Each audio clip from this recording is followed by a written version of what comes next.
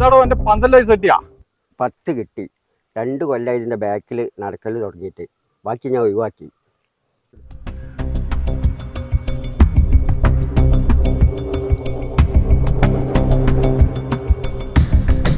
കൊണ്ടടാ വണ്ടിയുടെ ബുക്കും പേപ്പറും ചാവിന്റെ എടുക്കടാ.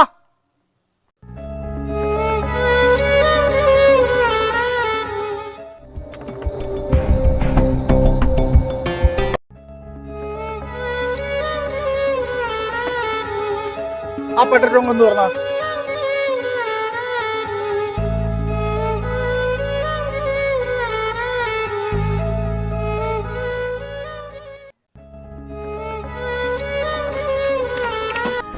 പലിശയും കൂട്ടുപലിശയും ചേർത്ത് എല്ലാം ഇതുമ ശരിയായി.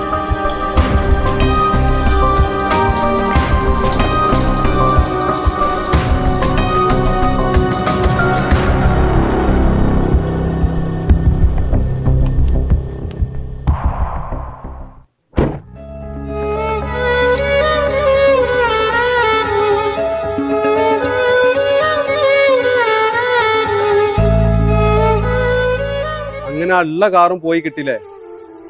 അന്ന് ജിന്നോട് പറഞ്ഞു എന്താന്ന് എനിക്ക് ഓർമ്മണ്ടാ? എന്ത്? ആ കുഞ്ഞുട്ടിയെ, നമ്മളെ ലോണ് പാസ്സായിട്ടുണ്ട്. അതിന്നൊരു 20 എടുത്തിട്ട് ആ മുജീബിന് കൊടുത്താലോ? അത് പറ്റൂല. ഓംനേഴ്സിന് തന്നെ 50,000 കൊടുക്കണം. പിന്നെ 40 പണ്ടം കെട്ടല്, പിന്നെ മുടിയാൾച്ചിൽ ചെലവ്.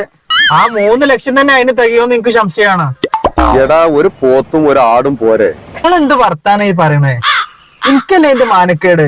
ഒരു മാസം മുമ്പ് ഓളെ ജ്യേഷ്ഠത്തിന്റെ കുട്ടിക്ക് 2 പോത്തിനാണ് കൊടുക്കുന്നത്. മിനിമം നമ്മള് 3 പോത്തിനെയും 3 ആടിനെങ്കിലും കൊണ്ടുപോകണം. കുറ്റിച്ചിറ മാല്ലേരൊന്ന് നെട്ടണം. എന്റെ ഏട്ടത്തിന്റെ കുട്ടിന്റെ മുടിയാൾച്ചിലിന് 2 പോത്തിനെ കൊടുക്കണമെന്നും ഇന്റെ കുട്ടിന്റെ മുടിയാൾച്ചിലിന് മിനിമം 3 പോത്തുമാണെന്ന് പറഞ്ഞു എനിക്ക് ഓർമ്മണ്ടാ? ഇപ്പൊ സത്യത്തിൽ ഞാനാ നെട്ടിയത്. എന്റെ വീടും പറമ്പും ജപ്തിയാണെന്ന് കേട്ടപ്പോ അതിന് ആ ലോണ് ഞാൻ പുതുക്കി വെച്ചേക്കണേ. ഞാൻ പറയണ മുഴുവനായിട്ട് ചാണ്ട് കേക്ക്. ബാങ്കിൽ നിന്ന് ലോൺ എടുത്ത് പോരാത്തിന് കച്ചവടമില്ലാത്ത കടയിൽ ചൂടാണെന്ന് പറഞ്ഞ് 2 AC വാങ്ങി ഇതേ കടന്റെ ബ്രാഞ്ച് തുടങ്ങാൻ എത്ര ലക്ഷം ചെലവാക്കിയതെന്ന് എനിക്കറിയോ? കടും ലോണും വാങ്ങി പടക്കം പൊട്ടിച്ച് കളിക്കണമായിരിക്കല്ലേ ജി കാട്ടിക്കൂട്ടിലൊക്കെ കാട്ടിയത്? അന്ന് ജിന്നോട് പറഞ്ഞൊരു വാക്കുണ്ട്, പോത്തിന്റെ എണ്ണം കൂട്ടിയിട്ട് എന്റെ പെണ്ണുങ്ങളെ മഹല്ലായ കുറ്റിച്ചിറ മഹല്ലൊന്ന് നെട്ടിക്കണമെന്ന്. ഇതൊക്കെ ഞാൻ പ്രതീക്ഷിച്ചത് തന്നെയാണ്.